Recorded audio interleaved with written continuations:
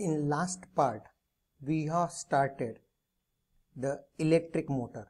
Student, for your class 10th, this heading electric motor is very important.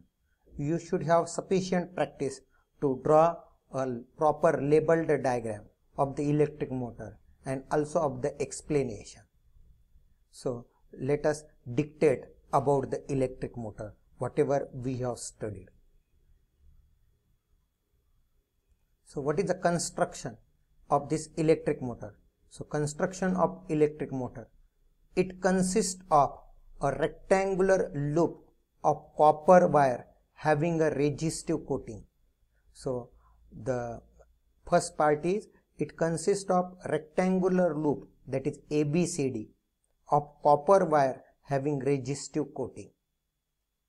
This wire is placed between north pole and south pole of a magnet. This rectangular coil is placed in between north pole and south pole of a magnet in such a way that the branches AB and CD are perpendicular to the direction of magnetic field. So we have studied the direction of magnetic field is from north to south. So rectangular coil is arranged such that the branches AB and CD are perpendicular to the direction of the magnetic field. Magnetic field is from north to south as shown in the diagram.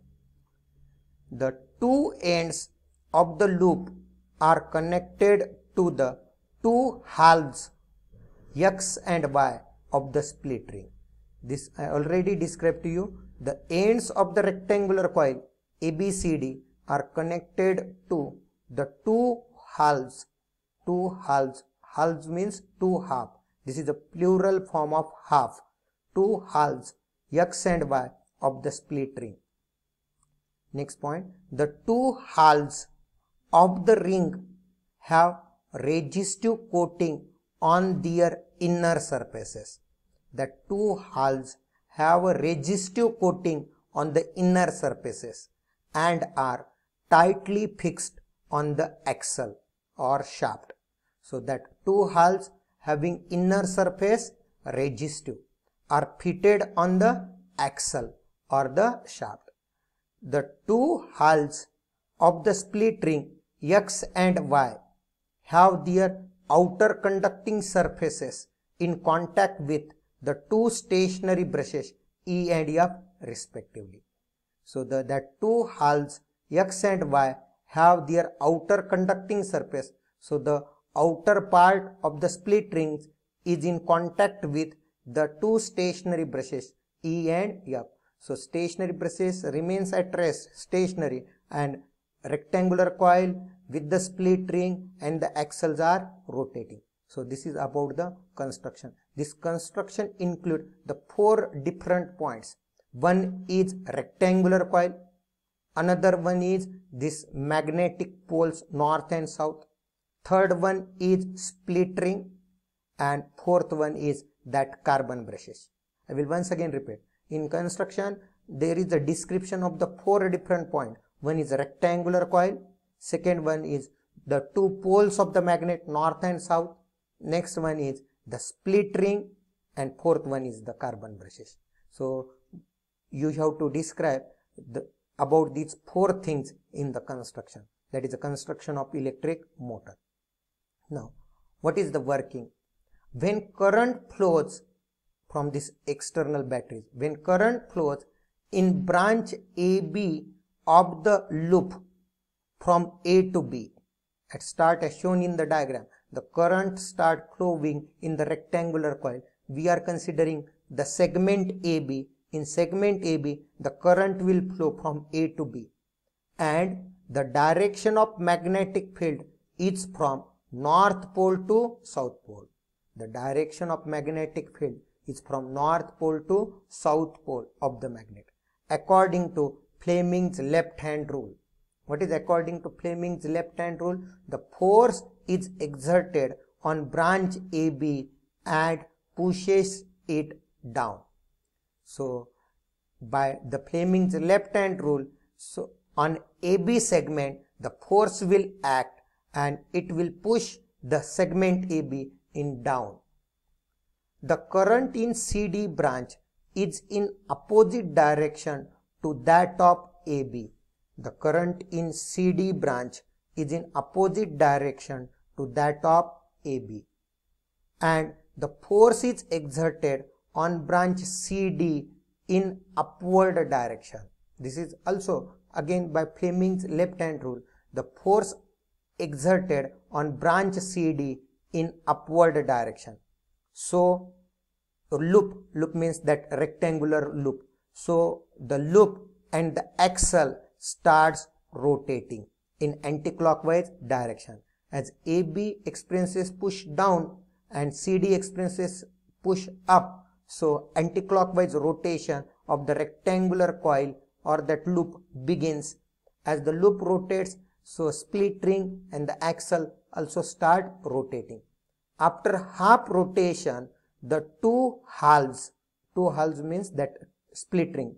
After half rotation, the two halves of split ring X and Y comes in contact with the carbon brushes F and E. Means here X comes in contact with the F and Y comes in contact with the E. Earlier X was in contact with the E as shown in the diagram and Y was in contact with the F. But after half rotation, X will be in contact with the F and Y will be in contact with the E respectively, and the current in loop starts flowing in direction DCBA. So your coil, whenever complete half rotation, the current in the coil start flowing from D to C, C to B and B to A. Therefore, a force is exerted on branch DC in downward direction. So the force will act on the DC like in AB earlier case in downward direction, and on branch AB in upward direction, and loop continues to rotate in anti-clockwise direction. So in this case DC experiences again downward push, BA experiences upward push, and the loop continues to rotate in anti-clockwise direction. Thus current in loop is reversed after each rotation. So after each rotation the current in loop reverses, because earlier the current is flowing in the loop ABCD. After half rotation the current in the loop flows from DC BA. So thus current in loop reverse after each rotation and the loop and axle continues to rotate in anti-clockwise direction.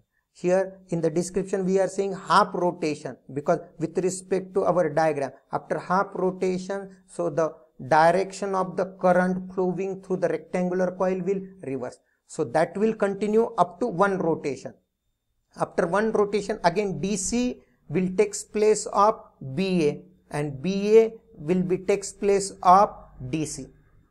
So after each rotation the direction of the current in the loop reverses and the loop continues to rotate in anti-clockwise direction. In this way the electrical energy get converted into mechanical energy. This is the working of electric motor. Student, you have to prepare this question again and again with the diagram, and it is important question for your class 10.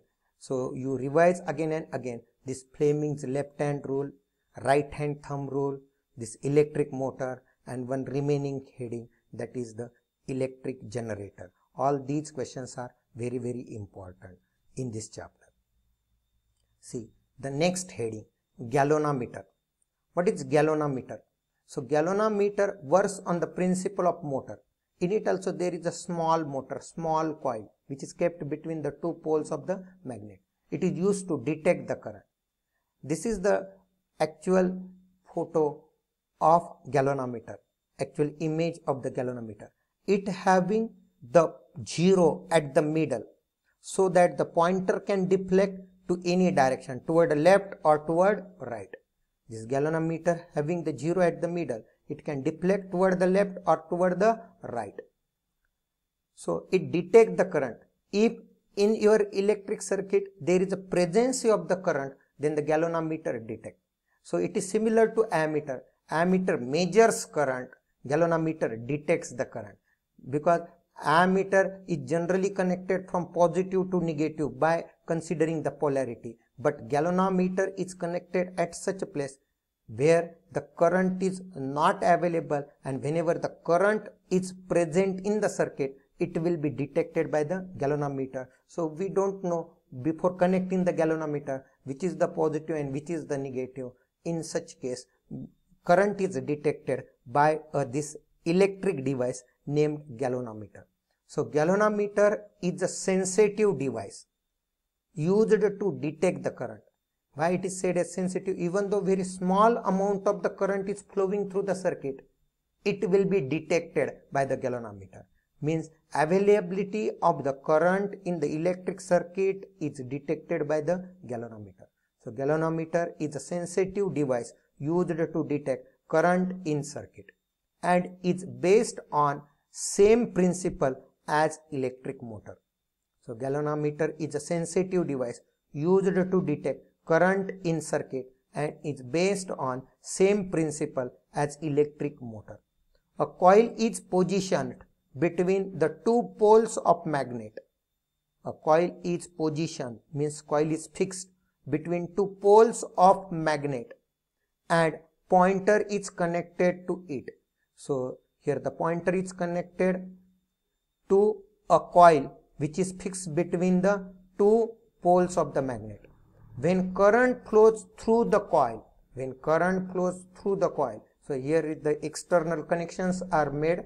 So whenever the current flows through the coil, then the coil rotate. It will rotate. Rotation of coil is proportional to current. Means as the current increases, the rotation of coil increases. As the current decreases, rotation of coil decreases. So this is about the galvanometer. Now, what is Faraday's law of induction? So we have studied galvanometer used to detect the current. So here is one arrangement. Here is one coil, rectangular coil, which is connected to the galvanometer. If current available in this coil, then it will be detected by the galvanometer. Here is the electromagnet made up of solenoid. Electromagnet means here the battery is connected to the solenoid. As we have studied, the solenoid behaves like a bar magnet. So inside this solenoid, the magnetic lines are parallel. Magnetic field is parallel. So one end of the solenoid will act as a north pole, another end of the solenoid will act as a south pole. Whenever such electromagnet means solenoid is placed nearer to the coil, and any one among these are moved, either the coil is moved with respect to solenoid, or solenoid is moved with respect to coil, either linearly or laterally, either in this direction or in this direction. So if there is a relative motion of the coil with respect to this solenoid, that is the electromagnet, then it is found that in this coil the current generates. So current is produced in the coil. So that current is called as induced current, and it is detected by the galvanometer, which is connected to the ends of this rectangular coil. This is about this arrangement. Let us study the Faraday's law of induction. It is called as electromagnetic induction. So what is the statement? If a conductor is moving in a magnetic field or magnetic field around a stationary conductor is changing, electric current is produced in the conductor.